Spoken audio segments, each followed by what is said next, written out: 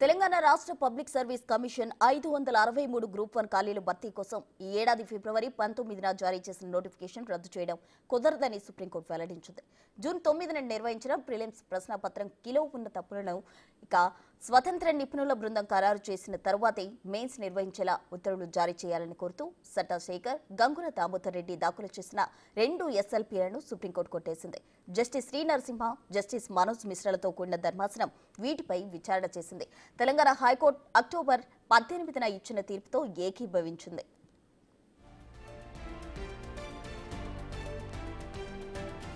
Case విచారణ సందర్భంగా justice PN Narasimha కొన్ని కీలక వ్యాఖ్యలు చేశారు. కేసులో తొలుత పిటిషనర్ల తరపున సీనియర్ న్యాయవాది గురుకృష్ణ కుమార్ వాదనలు వినిపించారు.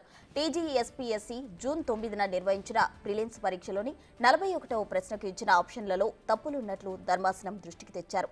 ఆ ప్రశ్నలు కింద పేర్కొన్న చట్టాలు, రూల్స్ ను వాటిని పాస్ చేసిన సంవత్సరంతో జత చేయండని, అందులో అటవీ సంరక్షణ చట్టం, జాతీయ హరిత ట్రైబ్యునల్ చట్టం, వన్యప్రాణుల సంరక్షణ చట్టం, hazardous waste management handling and cross boundary movement first amendment rules గురించి ఇచ్చారని పేర్కొన్నారు.